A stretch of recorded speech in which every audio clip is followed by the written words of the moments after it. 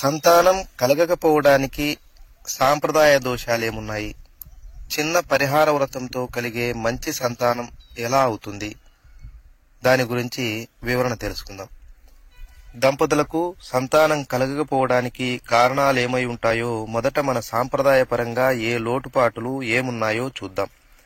ఎందుకంటే కారణం తెలియకుండా ఏ వైద్యం ఎలా పనిచేయదో ముందు మనం తెలుసుకోవాలి. కాబట్టి సంతానం కాకపోవడానికి కారణాలు ముందు మనం తెలుసుకుందాం. దంపతులకు ప్రప్రథమంగా ఆయుర్వేదం రీత్యా వాత పిత్త కపదోషాల బారిన పడిన వారి శరీర ఆరోగ్య సమస్యలేమున్నాయో ముందుగా మన కొరకు ఉచితంగా ఆయా మండల పట్టణాల్లో మన కొరకు ఏర్పాటు చేసిన ఆయుర్వేద ఆయుష్ విభాగ ఆసుపత్రులలో చూపించుకొని ఆయా ఔషధాలను క్రమం తప్పకుండా వారి సూచనల మేరకు ఆహార విహారాదులను పథ్యం వండి నడుచుకుంటూ ఉండాలి.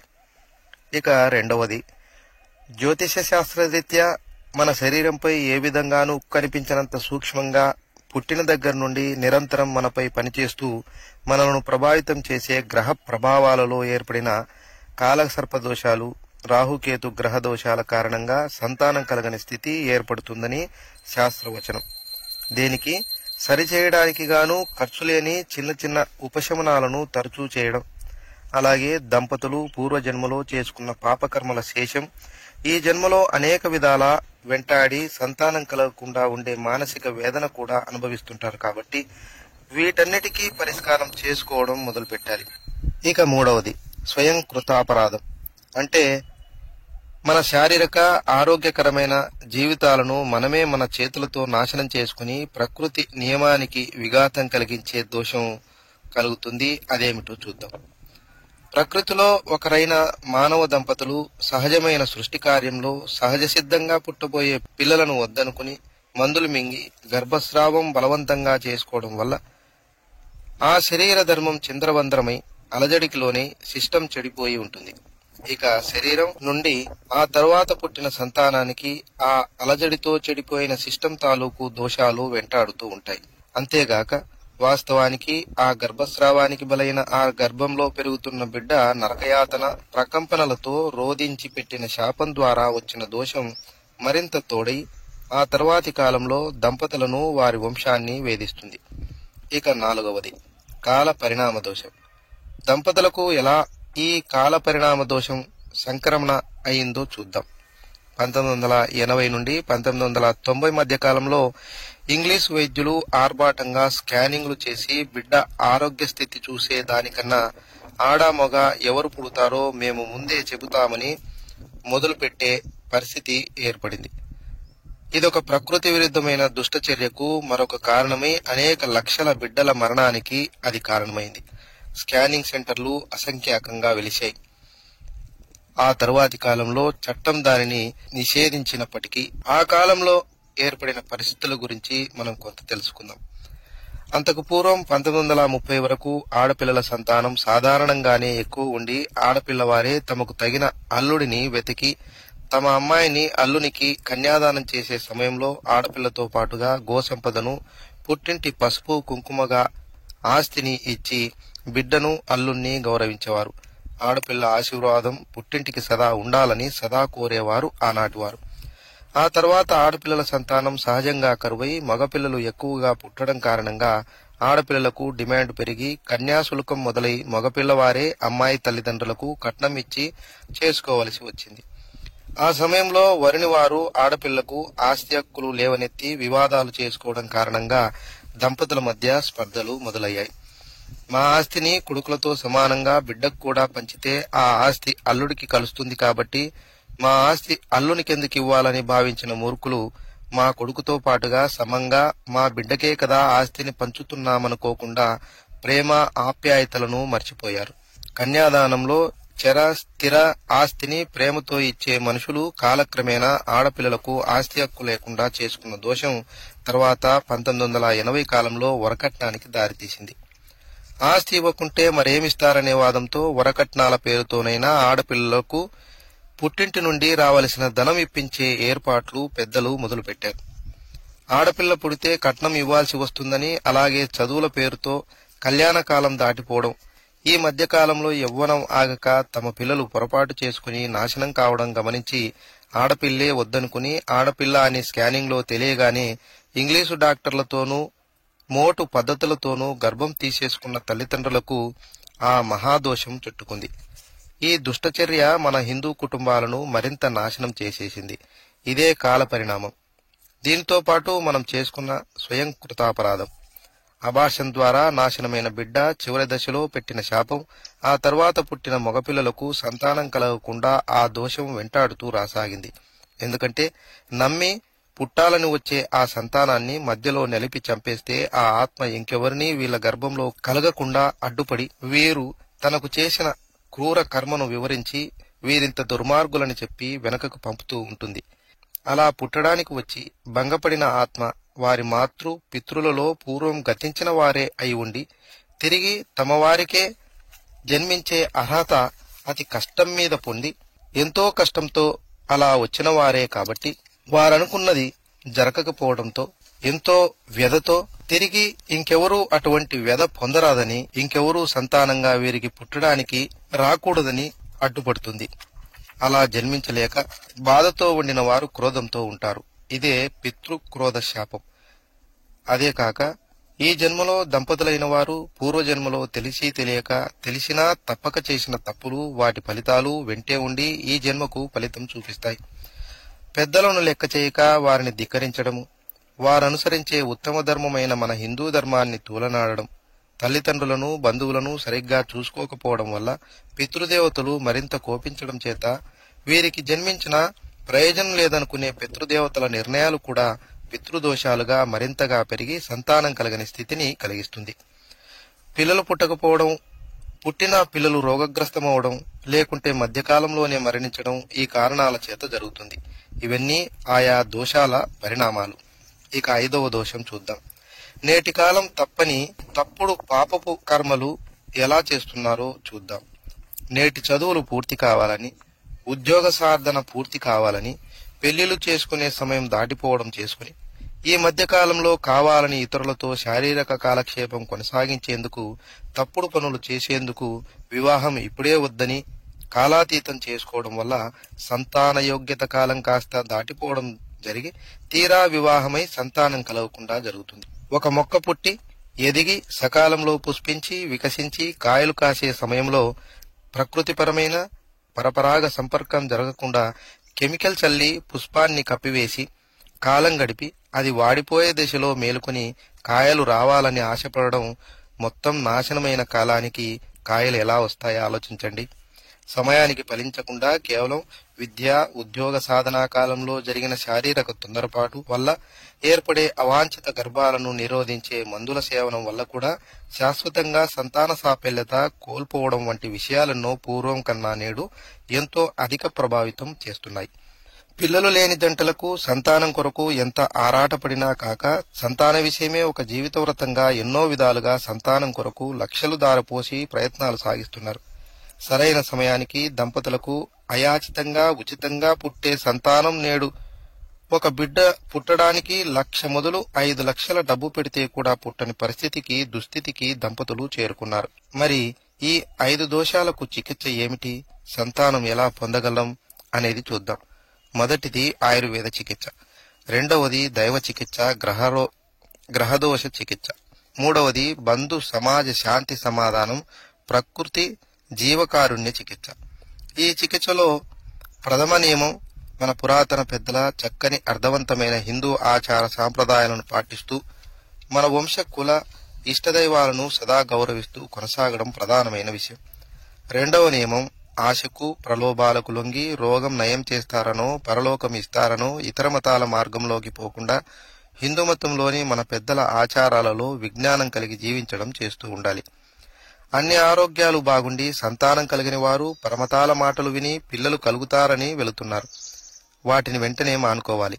అలా వెళితే పుట్టేది మీ పెద్దలు కాదు, హిందూ మతాన్ని మిమ్మల్ని దూషించి మిమ్మల్ని నీచంగా చూసి అన్నం కూడా పెట్టకుండా బయటకు గెండేసే వారి తరపున ఉండే వారు సంతానంగా పుడతారు. మన ఇంటి దేవతలపై విశ్వాసం లేకుండా ముందొచ్చిన చెవుల కన్నా వెనుకొచ్చిన మొరటు కొమ్ములు మేలని ఇతర మతాల వాటిని ఆశ్రయిస్తే కఠినమైన కష్టాలు పొందుతారని పెద్దల మాట. సంతాన సౌభాగ్య సంపదలకు. ఇక దైవీ చికిత్స గురించి వినండి. మన హిందూ సాంప్రదాయంలో ప్రాచీనమైన పూజా విధానాలలో ఒక చక్కని సంతాన వ్రతం ఉన్నది. అత్యంత సరళమైనది, ప్రభావవంతమైనది, పరిష్కారాలలో ఒకటిగా అనుసరించే ఈ విధానం చక్కని వ్రతం. అన్ని గణాలకు అధిపతిగా ఆమోదించిన ఒక దైవం మన గణపతి. సర్వగణాలకు అధిపతి అయిన గణపతి మనకు ఎదురయ్యే విఘ్నాలన్నిటి నుంచి తప్పించి మనకు విజయం చేకూరుస్తాడని ఎప్పటి నుంచో ప్రాథమిక విశ్వాసం. ఇది అతి ప్రాచీనమైన మన హిందూ ధర్మంలోని పూజా విధానం. విఘ్నాలు తొలగించే గణనాయకుని పూజకే అంకితమైన తిథులు రెండున్నాయి. ఒకటి భాద్రపద మాసంలో వచ్చే వినాయక చవితి. ఇది మన ఇంటి యందు కలిగిన సమస్త గ్రహ శత్రు ప్రాంత దోషాలను తొలగించి అభివృద్ధి చెందడానికి. అయితే దీనికి 6 నెలల తర్వాత వచ్చేది రెండవది పాల్గొన మాస శుద్ధ చవితి నాడు చేసే పుత్ర గణపతి వ్రతం. ఇది శారీరక దైవిక బంధుగణ దోషాలను పోగొట్టి కుటుంబ క్షేమం కుటుంబ వృద్ధి కలిగిస్తుంది. ఒకటి దక్షిణాయనంలోను మరొకటి ఉత్తరాయణంలోను ఉండి మనకు సౌభాగ్యం కలిగిస్తుంది. కుటుంబంలో శాంతి కలిగించే ఈ పాల్గొన మాస శుద్ధ చవితి రోజు కనుక ఆ గణేశుని సంతానం కొరకు ఆరాధిస్తే సంతానం కలుగుతుందని వరాహ పురాణ వాక్యం. ఈ వ్రత విధానం చాలా సరళం. పుత్ర గణపతి వ్రతాన్ని ఆచరించే భార్యాభర్తలు ఇద్దరు సూర్యుడు ఉదయించక ముందే నిద్రలేచి తలస్నానం చేసి నలుపు నీలం కాని ఏవైనా పట్టు తెలుపు తేలిక పసుపు వంటి శుభకరమైన రంగు గల పరిశుభ్రమైన వస్త్రాలు ధరించి ఒక్కరోజు ఉపవాసముండి వంటలో వాడే పసుపును కొద్దిగా తడిపి ఒక చిన్న పీఠంలాగా చేసి ఆ పీఠం పైన గణనాయకుడైన వినాయకుణ్ణి భక్తితో ఆహ్వానించి కూర్చోమని వేడుకొని సంతోషంగా కూర్చున్నట్లు భావించుకుని నువ్వుల పొడి బెల్లము పొడితో రుచికరంగా కలిపి చక్కగా ముద్ద చేసి నైవేద్యంగా పెట్టి మనం తినే వంట నూనెతోనే ఒక చిన్న ప్రమిదలో 2 ఒత్తులు వేసి కేవలం 10 నిమిషాలు వెలిగేంత వరకే నూనె పోసి కేవలం ఆ 2 అగరబత్తులు వెలిగించి 2 కర్పూర బిళ్ళలు వెలిగించి హారతినిచ్చి, ఓ గణనాథ పార్వతీ పరమేశ్వరుల ముద్దుల కుమార సర్వగణాలకు నాయకుడవు మాకందరికీ పూజనీయులైన మీకు జయము. మా పూర్వుల నుండి మా వరకు మమ్మల్ని కాపాడే అధినాయకుడు నీవే కాబట్టి మా యొక్క అనేక జన్మలలో చేసిన కర్మలలో సంభవించిన దోషాలను ఈ శుభదినాన క్షమించండి. చేసిన కర్మదోషములకు తొలగుటకు ప్రతిగా మేము ఈ జన్మలో అనేక పుణ్యకార్యాలు చేసి వాటి దోషాలను తొలగించుకుంటాం. మా కుటుంబ పెద్దలను తూలనాడము, వారి ఆలనా పాలన బాగా చూసుకుంటాము. మా హిందూ బంధువులను ఎవరిని తూలనాడక గౌరవంగా చక్కగా చూసుకుంటాము. మా చుట్టూ ఉండి మా పెద్దలకు అనాదిగా సేవ చేసిన పశు గోవులను గౌరవించి వాటికి తగిన ఆహారాన్ని అందిస్తాం. అనాదిగా మాకు కావలి కాచిన భైరవ సేవకులైన కుక్కలకు ఆహారాన్ని అందిస్తాము. మాకు మేలు చేసే పశువులకు పక్షులకు చీమలకు చేతనైన ఆహారాన్ని అందిస్తాం. ఇతరుల తల్లిదండ్రులైనా సరే ముసలివారికి ఆహారాన్ని అందిస్తాము. వారికి సేవ చేస్తాము. వీలైన ప్రతి చోట మంచి ఆరోగ్యమిచ్చే చెట్లు నాటి నీటిని కూడా అందిస్తాము. వాటిని బాగా పెంచుతాము. మన హిందూ కుటుంబాలకు మీరు చూపించిన అర్థవంతమైన మంచి ఆచారాలను పాటిస్తూ జీవిస్తాం. ఆచారాల్లోని లోపాలను గమనించి ఆ లోపాలను సర్దుబాటు చేసుకుని విజ్ఞానంతో మసులుకుంటాం. మీరు మాకు ప్రసాదించిన ధన్వంతరి మహాదేవుని సూచనతో నడిచే ఆయుర్వేదం ఆయుష్ విభాగాల నుండి ఆరోగ్యం కొరకు నిత్యం ఆహార విహార విధాన ధర్మాలను పాటిస్తూ నిత్యం మిమ్మల్ని స్మరిస్తూ జీవనం సాగిస్తాం.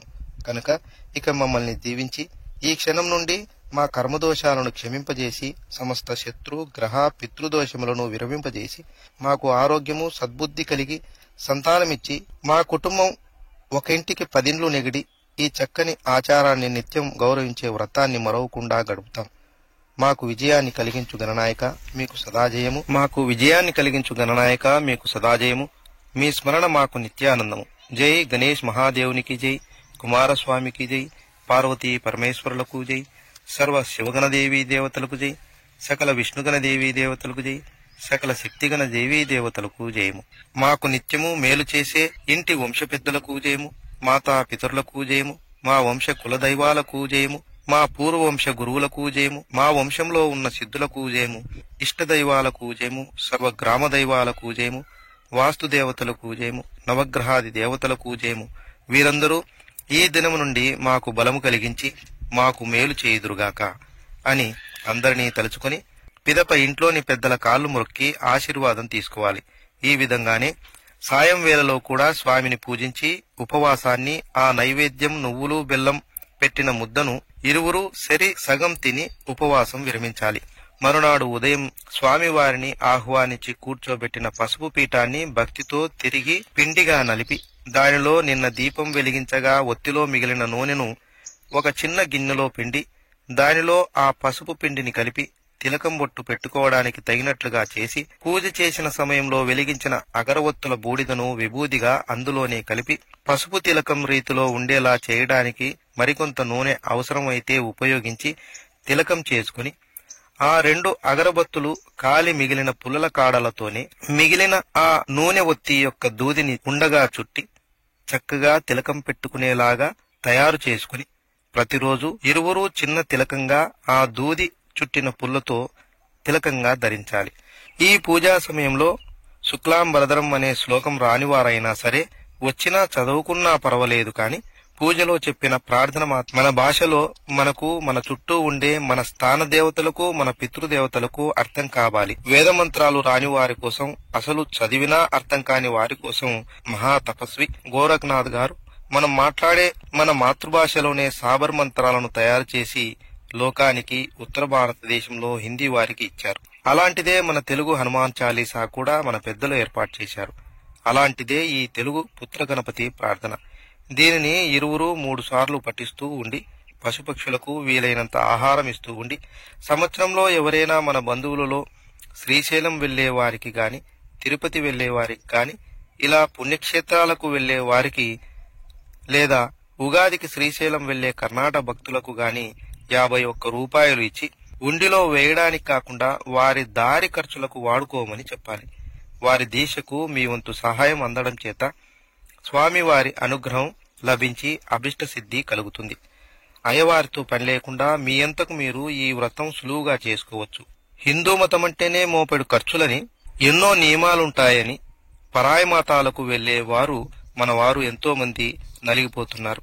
కాబట్టి అతి సులువైన ఈ విధానం మన జాతికి అవసరం. ఈ వ్రతం మొదలైన చరిత్ర ఏమిటో మనం ఇప్పుడు చూద్దాం.